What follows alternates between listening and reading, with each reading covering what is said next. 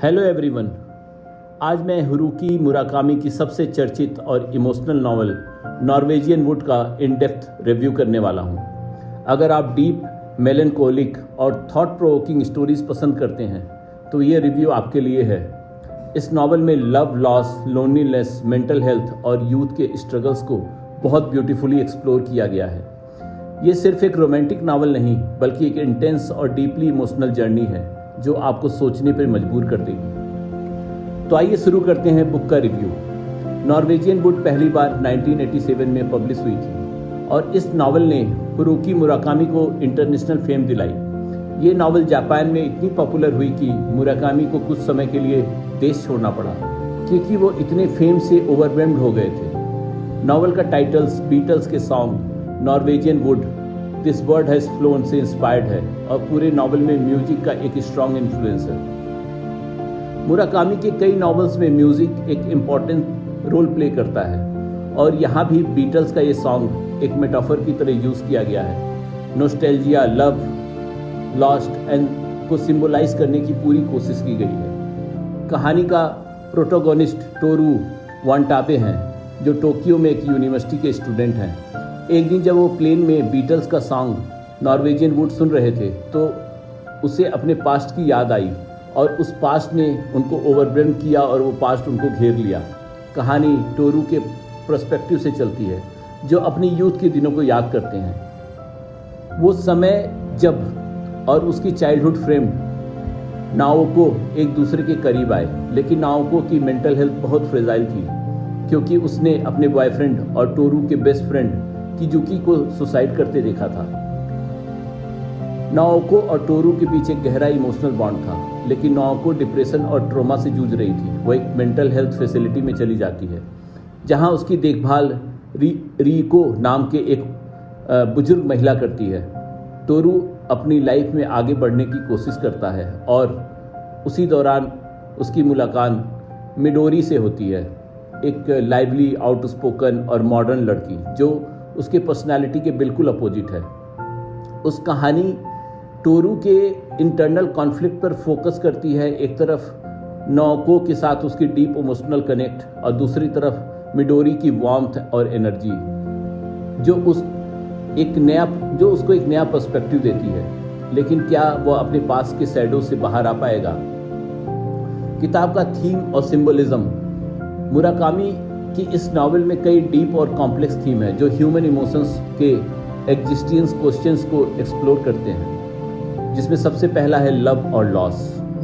Norwegian wood एक tragic love story है जहां कैरेक्टर्स अपने पास्ट, गिल्ट और अनफुलफिल्ड डिजायर से जूझते हैं। टोरू नाओको की लव स्टोरी बहुत ही इंटेंस है, लेकिन इसमें सैडनेस और ट्रेजेडी की फील ज़्यादा है। दूसरी तरफ मिडोरी के साथ उसकी रिलेशनशिप लाइफ और हैप्पीनेस की तरफ एक नया रास्ता दिखाती है। दूसरा इसका सबसे इम्पॉर्टेंट थीम है mental health and depression. Novel में मेंटल हेल्थ एक बहुत इम्पॉर्टेंट थीम है। नाओको की फ्रेजाइल मानसिक स्थिति, उसकी आइसोलेशन और उसकी अल्टीमेट फेथ, ये सब दर्शाते हैं कि डिप्रेशन और लोनलीनेस किसी की लाइफ को अफेक्ट कर सकती है। नाओको का कैरेक्टर बहुत सेंसिटिव तरीके से लिखा गया है जो मेंटल हेल्थ और मेंटल इलनेस को एक रियलिस्टिक और इमोशनल डेप्थ के साथ पोर्ट्रे करता है। तीसरा जो सबसे इम्पॉर्टेंट थीम है इस किताब का, loneliness and isolation. Almost her character किसी न किसी तरह की लोनलीनेस फील करता है। टोरू, नाओकी, मिडोरी सभी अपने तरीके से अकेले हैं और कनेक्शन की तलाश कर रहे हैं। ये नावल इस सवाल को उठाती है कि क्या हम सच में किसी को पूरी तरह समझ सकते हैं या हम सब अपनी अपनी आइसोलेटेड वर्ल्ड में ट्रैप्ड हैं। चौथा जो इम्पॉर्टेंट थीम इस किताब से मैं समझ पाया, सेक्सुअलिटी एंड रिलेशनशिप का। मुराकामी की राइटिंग की खासियत है कि वो ह्यूमन रिलेशनशिप और सेक्सुअलिटी को बहुत रॉ और ऑनेस्ट तरीके से एक्सप्लोर करते हैं। इस नॉवल में भी सेक्स, इंटीमेसी, इमोशनल अटैचमेंट को एक अलग डेप्थ के साथ पेश किया गया है। पांचवी इसकी इम्पॉर्टेंट थीम है coming of the age and self discovery, जो कि एक ह्यूमन लाइफ के लिए बहुत इंपॉर्टेंट है। Self realisation, self discovery. ये एक कमिंग ऑफ एज नॉवेल है जहां टोरू की जर्नी सिर्फ लव और लॉस तक सीमित नहीं है बल्कि सेल्फ डिस्कवरी का भी एक बड़ा हिस्सा है।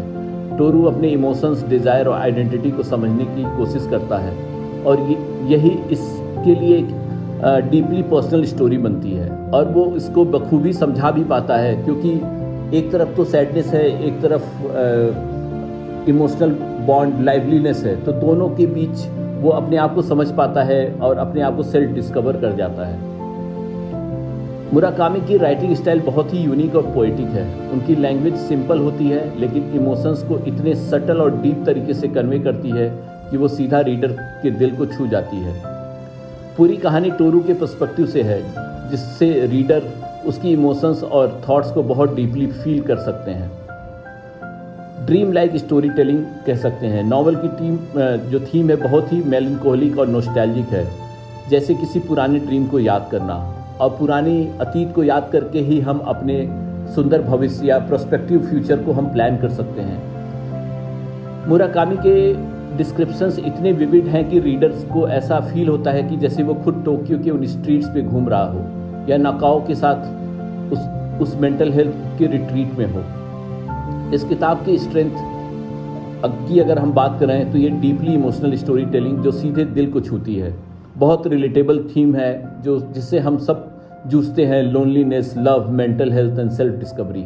आजकल के टाइम में कोई भी बात नहीं करता मेंटल हेल्थ की, सब लोग किसी न किसी प्रकार से लव, लोनलीनेस से जूझ रहे हैं, लेकिन इस किताब में बहुत अच्छे से रिलेट करने की कोशिश की गई है और सेल्फ डिस्कवरी, इन सब चीज़ों से उभर के एक अपने सेल्फ रियलाइजेशन पे फोकस किया गया है। इसमें वेल डेवलप्ड और कॉम्प्लेक्स कैरेक्टर हैं जिसने रीडर को एक इमोशनल कनेक्शन फील होता है। जो भी इसको पढ़ता है उसको उस किताब के साथ इमोशनल कनेक्ट फील होता है। और इसमें म्यूज़िक और नॉस्टैल्जिया को बहुत ही अच्छे से बखूबी पेश किया गया है, जैसे कि बीटल्स के सॉन्ग को बहुत ही बखूबी इसमें पेश किया गया है और पूरी नॉवल एक पोएटिक नॉवल है।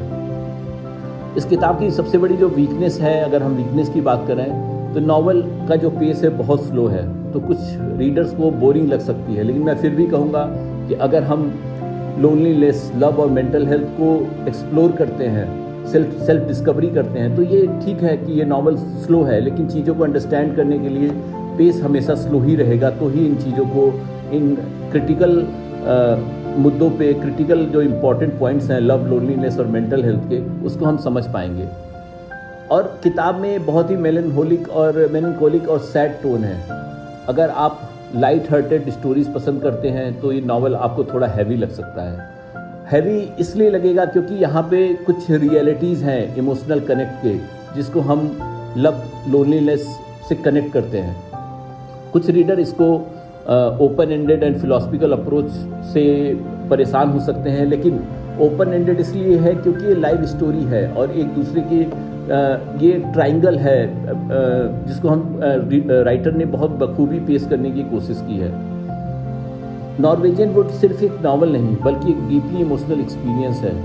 ये एक ऐसी स्टोरी है जो आपको सोचने पे मजबूर कर देती है, लव लॉस की कॉम्प्लेक्सिटीज़ को, यूथ की फ्रेजिलिटी और मेंटल हेल्थ की इम्पोर्टेंस को समझने के लिए ये सारी चीज़ें बहुत ज़रूरी हैं।